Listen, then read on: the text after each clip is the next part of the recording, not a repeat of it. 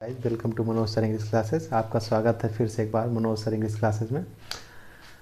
आज की सबसे बड़ी समस्या है how to choose a career. एक कैरियर को कैसे आप चूज करें, मतलब कैरियर चूज करने में कितनी दिक्कतें आती हैं, कितनी समस्याएं आती हैं। लोग परेशान हो जाते हैं कि हम आखिर करें तो क्या करें।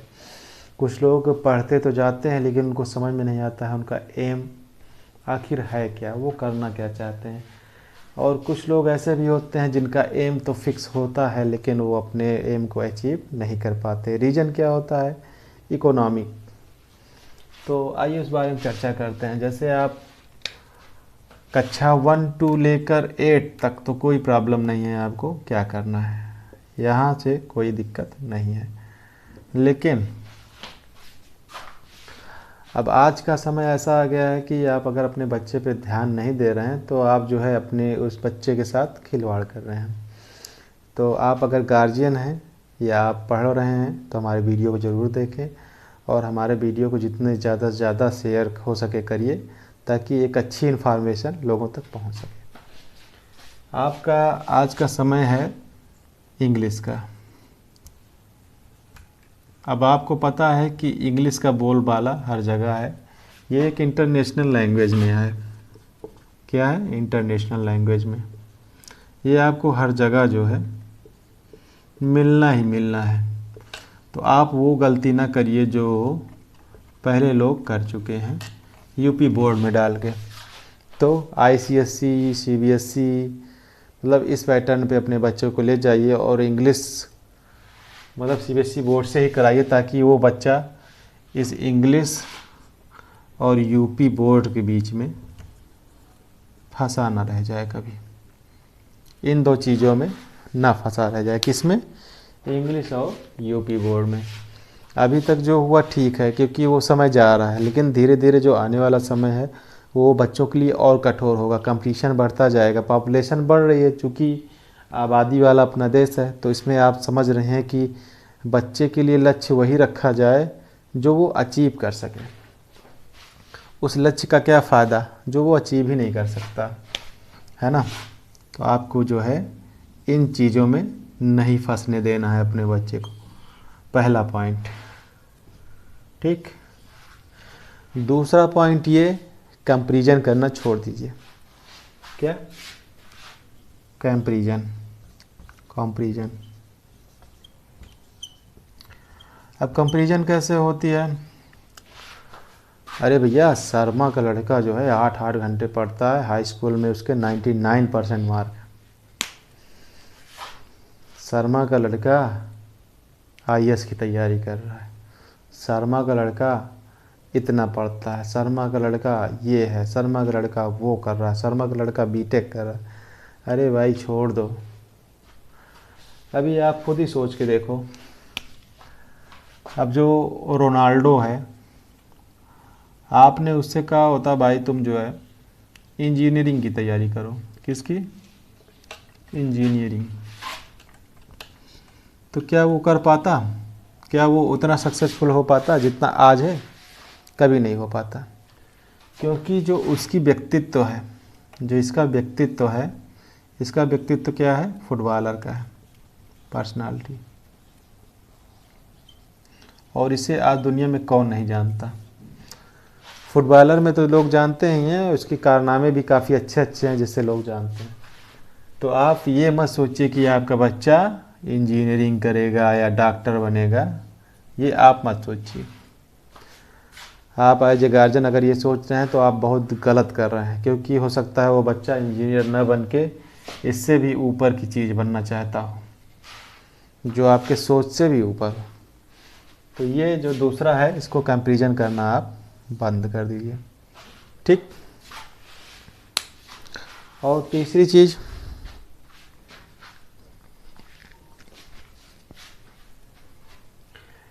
जो बच्चा है, यहाँ बात होती है गार्जियन की। अब तीसरी बात कर लेते हैं।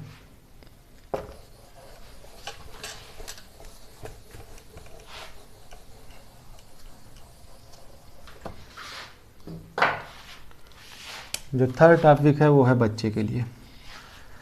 आप अगर पढ़ रहे हो और आपको पता ही नहीं है आपको क्या करना है तो धिक्कार है आपके पढ़ने पर। आप पढ़ ही क्यों रहे हो जब आपको नहीं पता है कि आपको पायलट बनना है, इंजीनियर बनना है, डॉक्टर बनना है, क्रिकेटर बनना है, क्या बनना है जो आपको खुद नहीं पता है तो फिर क्या फ़ायदा पढ़ने का। अच्छा, कोई मूवी देखी, पुलिस वाला है, बढ़िया धाकड़ एक्शन कर रहा है तो आप पुलिस वाले बने। अरे ऐसा नहीं होता भाई, आपके अंदर एक एम होना चाहिए। क्या होना चाहिए? पहली बात एम होना चाहिए, वो भी फिक्स होना चाहिए। ठीक, आपको अगर डॉक्टरी लाइन बननी है या डॉक्टर बनना है, आपको सोचना है इस चीज़ को। ठीक है, डॉक्टर बनना है कि इंजीनियर बनना है कि आपको सीए बनना है, सीए मतलब चार्टर्ड अकाउंटेंट, ओके, या फिर आपको XYZ जो भी कोर्स है, जिस कोर्स के थ्रू जहाँ जाना है आपको, जो बनना है, ये आपको फिक्स सोचना पड़ेगा। यहाँ पे आपको जो है लेक्चरर बनना है, टीचर बनना है प्राइमरी का, या प्रोफेसर बनना है,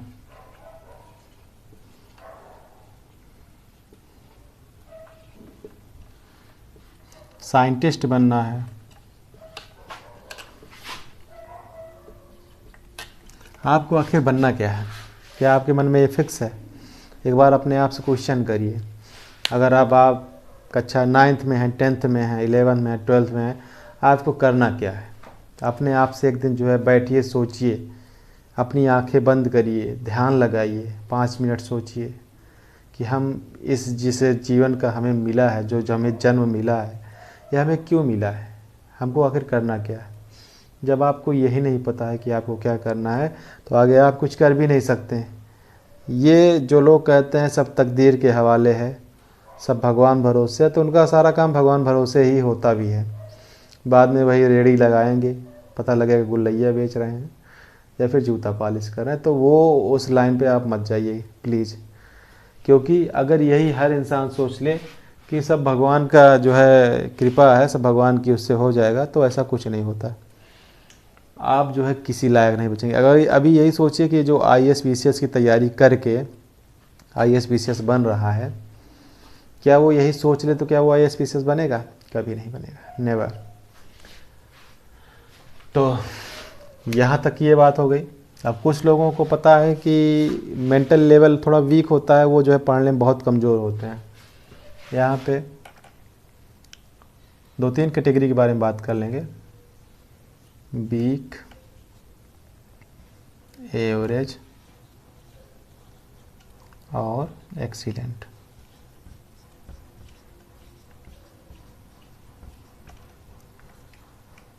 ये बच्चे को डिसाइड करना है वो क्या है, वीक में है, एवरेज में है, एक्सीलेंट। इसमें कोई शर्म वाली बात नहीं है कि वो वीक है तो उसकी हंसी मजाक वाली बात है, ऐसा कुछ नहीं है। सबका अपना मेंटल लेवल होता है।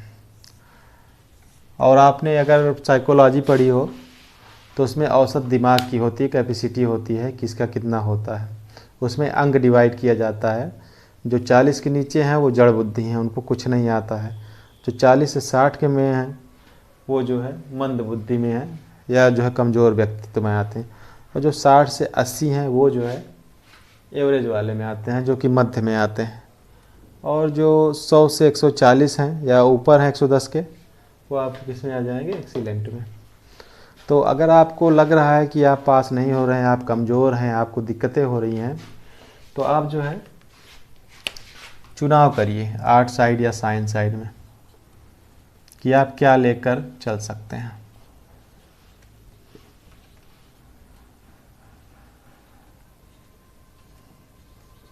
ठीक, ज़्यादातर बच्चे जो है आर्ट साइड को प्रेफर करेंगे। अब आर्ट साइड प्रेफर करेंगे तो आर्ट साइड में क्या हो सकता है भाई? क्या आर्ट साइड में कोई कोर्स ही नहीं है? बहुत कुछ है, हिंदी है, मैथ है, इंग्लिश है ना, बहुत सारे सब्जेक्ट हैं। आप उसको पढ़ के अच्छी खासी तैयारी करके यहाँ तक कि IAS BCS भी कर सकते हैं, कोई भी शर्मिंदगी वाली बात नहीं है। और अगर आप जो है आर्ट साइड में अच्छा कर रहे हैं तो फिर क्यों आर्ट साइड नहीं लेंगे? आपको लेना चाहिए। अगर आप आर्ट साइड अच्छा है तो आपको आर्ट साइड में ही जाना चाहिए, कोई इसमें शर्म वाली बात नहीं है। और एक होता है कॉमर्स साइड।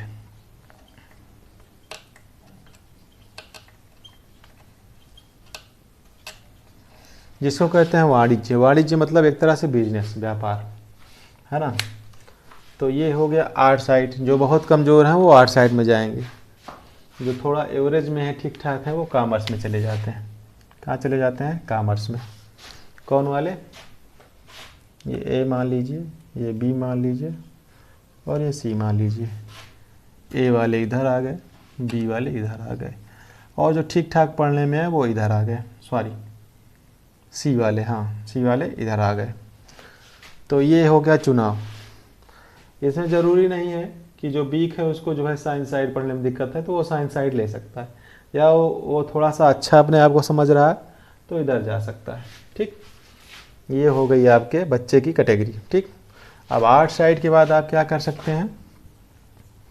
आर्ट साइड के बाद आप कर सकते हैं BA, MA, PhD। उसके अलावा जो है प्रिपरेशन कर सकते हैं। प्रिपरेशन किसकी किसकी?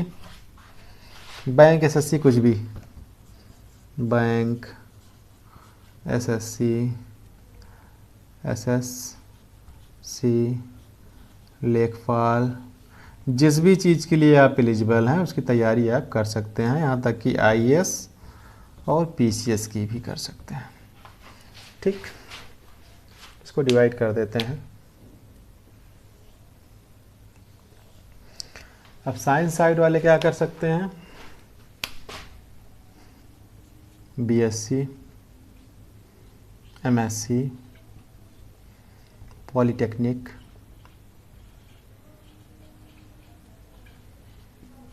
BTech, MTech। कॉमर्स वाले क्या कर सकते हैं? BCom, MCom, BBA, MBA, CA। ठीक है, ये तो आपके कोर्स हो गए डिवाइडेशन में।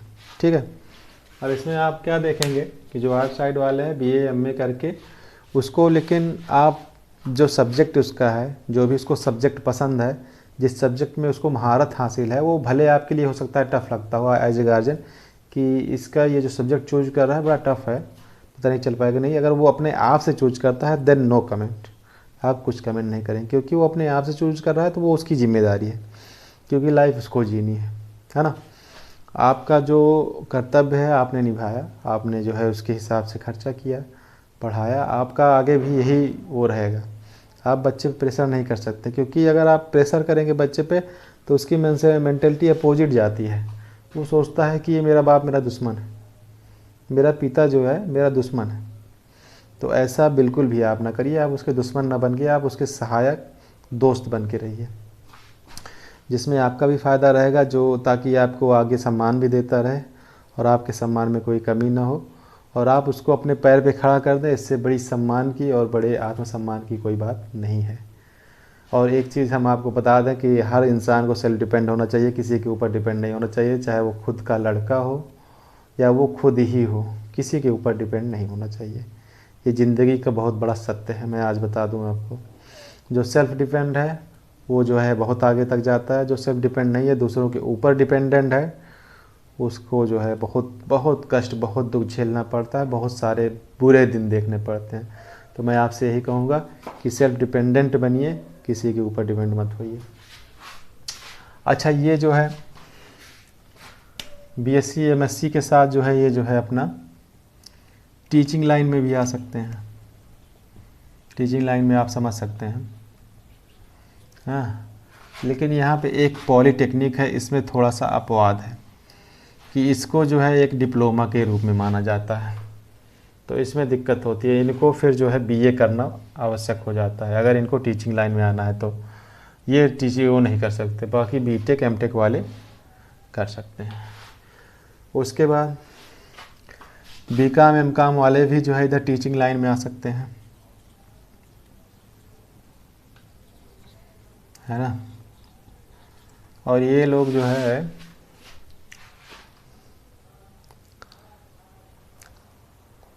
ये साइंस साइड वाले जो है डॉक्टरी लाइन में भी जा सकते हैं।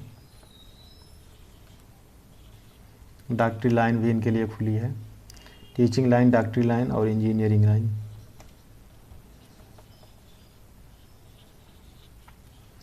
और सॉफ्टवेयर लाइन।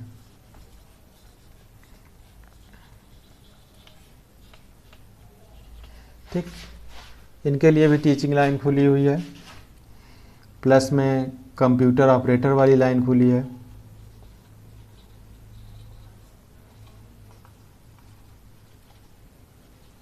कंप्यूटर ऑपरेटर हो गया। उसके बाद बिजनेस लाइन पूरी तरह से खुला हुआ है।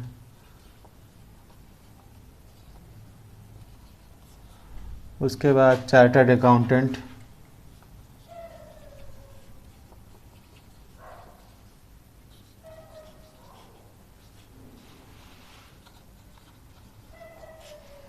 और प्लस में जो है बैंक, एसएससी। ठीक है, बैंक और एसएससी तो कोई भी कर सकता है यहाँ पे, ये लोग भी तैयारी कर सकते हैं, बीटेक वाले भी। ये है आप तीनों की लाइन, आप इसमें से चूज सकते हैं किसको क्या करना है क्या नहीं करना है। और बाकी एनडीए भी अलग कोर्स हैं, उनकी जानकारी जो है अलग से वीडियो में हम देंगे। अभी तक मैंने जो है 3 जानकारी दी, जिसमें हमको एक एम फिक्स करना है, डॉक्टर बनना है कि इंजीनियर बनना है कि सीए बनना है कि लेक्चरर बनना है, टीचिंग लाइन में आना है। और आपको बता दें, जो लेक्चरर बनता है उसके लिए बीएड मस्त होता है बीएड। और आने वाले समय में शायद टेट भी पास करना पड़ेगा, लेकिन उसको अभी हम नहीं लिखेंगे। और अगर आप ग्रेजुएशन कर रहे हैं तो आप कोशिश करिए कि ग्रेजुएशन में आपका हर हाल में 60% बने, इससे नीचे कतई ना जाए, क्योंकि यही जो है परसेंटेज जुड़ेंगी। और अगर आपका हाई स्कूल इंटर में है तो आप टीचिंग लाइन में बहुत अच्छे नंबरों से पास होंगे और बहुत जल्द ही आपको नौकरी मिलेगी। टीचिंग लाइन भी पेचीदी है। अभी हमने इन सब के बारे में जो है चर्चा किया, आप लोग हो सके तो उसका एक स्क्रीनशॉट ले लीजिएगा। उसके बाद हम धीरे धीरे जो है कैसे बैंक की तैयारी करेंगे, कैसे एसएससी की तैयारी करेंगे, कैसे लेखपाल की, सब के बारे में डिटेल में बात करेंगे। तो मिलते हैं हम अपने नेक्स्ट वीडियो में। तो यहाँ पे आपको तीसरा पॉइंट हमने बताया है, आपको एम एक अपना फिक्स होना चाहिए, आपको करना क्या है। और आप दूसरे के सहारे हैं तो गलत बात है। अपने आप से सोचिए कि आपकी हिम्मत हौसला आपको कहाँ तक ले जा सकती है। क्या आपको मैथ आता है? क्या आप जो है एसएससी के लिए हैं? एक बार अपने आप से क्वेश्चन करिए। अगर आपको लगता है कि नहीं मैं इसके लिए नहीं हूँ, मैं इसके लिए हूँ, फिर आप जिसके लिए हैं उसके लिए टूट पड़िए और सब कुछ दांव पे लगा दीजिए, हर एक चीज़ दांव पे लगा दीजिए, क्योंकि कंपटीशन एक ऐसी चीज़ है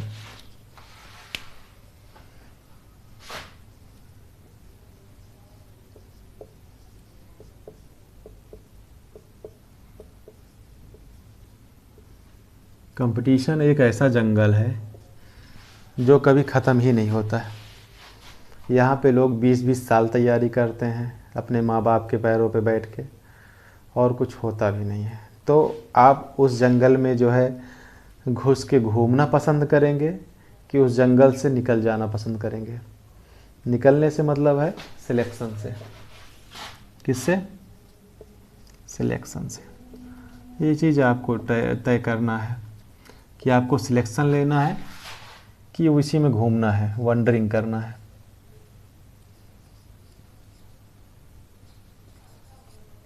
ये आपको तय करना है। ठीक है, अभी के लिए बस इतना ही। फिर मिलेंगे इसी के नेक्स्ट वीडियो में, जिसमें हम डिटेल में और डिस्कस करेंगे आपको क्या करना चाहिए क्या नहीं। आगे हम बात करेंगे, हम आपको जो है अच्छे से गाइड करने की कोशिश करेंगे, ताकि आपकी जो भी समस्या हो तो वो चीज़ आपको इससे आपकी क्लियर हो जाए। तो मिलते हैं नेक्स्ट वीडियो में, तब तक के लिए वंदे मातरम।